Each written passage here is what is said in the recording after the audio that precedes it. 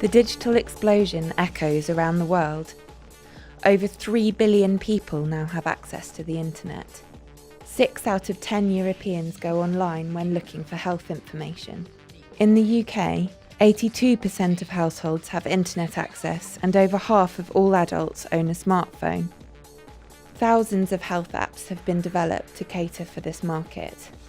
But what if you've experienced psychosis? How is the digital explosion affecting you? What if you Googled your antipsychotic medication? Would you be more or less likely to take it? Little is known about how people who have experienced psychosis use the internet and e-mental health services. Why is this important? We have the potential to empower people to better manage their mental health and to help communication between service users and mental health clinicians.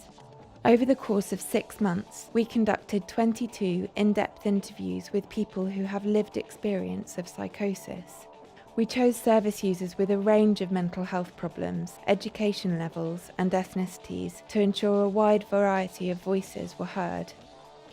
We asked them about their health-related internet use and about their use of e-mental health services. So what did we find?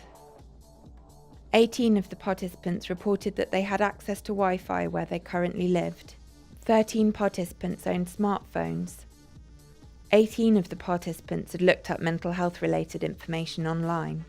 Participants used the internet to increase their understanding of symptoms, diagnosis, and medication, including the potential side effects. Benefits of the internet included anonymity, because I don't have to ask anyone anything. I can just do it privately.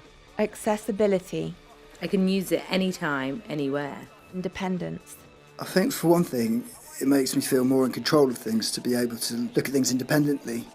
Some participants found the experience reassuring and validating. It can be a very isolating and lonely experience sometimes.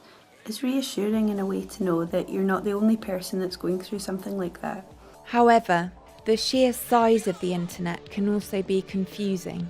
The information is in there somewhere, but sometimes we don't know how to find it or whose opinion to trust, with one participant saying, I worry that the NHS website would be very technical in some ways. I wouldn't actually know what to look up. nhs.gov.uk or something? experiences online can actually prove so negative that some participants stopped using the internet altogether for medical information. I mean, I'm looking at it from a novice's point of view. I'm not a doctor, and you have to try and look up and understand, so it's not that easy.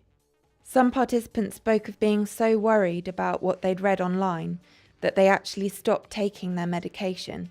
I went online and it worries me, and I left my meds sitting there for good 3 weeks. I didn't take them because I was scared about the side effect. I got paranoid. We found the majority of participants did not share the information they found with clinicians, feeling that it was private or for fear of undermining the position of their clinician. I somehow felt like I shouldn't be doing it. That sounds really bizarre, doesn't it, really? Because everyone's entitled to be self-informed on a particular thing. It's not really the kind of thing I can tell my doctor because, well, she's the person who finds out my sicknesses, not me that finds it. None of the participants were using mental health apps, but more than half had used general apps on their smartphones. There was an enthusiastic response to the suggestion of a mental health app. An app would be great because it would be a place you could track and write down your goals. Remind yourself each day what it is that you want and how it is you can get better.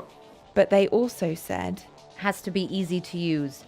It'd be best to do a tick box rather than writing, sort of a 1 to 10. so what if you've experienced an episode of psychosis? How could this research benefit you?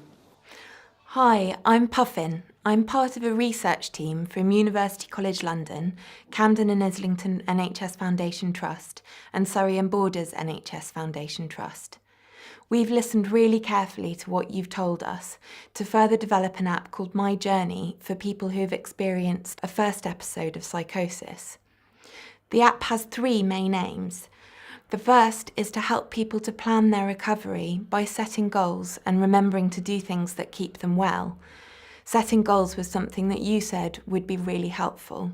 The second is to enable people to identify what happens for them when things aren't going so well, and what they can try to help prevent a crisis. Finally, you said that being able to track your progress and your mood on an app would help you to notice when things weren't going so well and to talk to your mental health worker about it. The app aims to help people to track their progress, their mood, signs that things aren't going so well, and their medication. You said you wanted support with finding useful online information, so there'll be a page of reliable websites and YouTube links. This is so exciting, and we're so grateful for your participation and to get to hear what you want. Let's go digital together.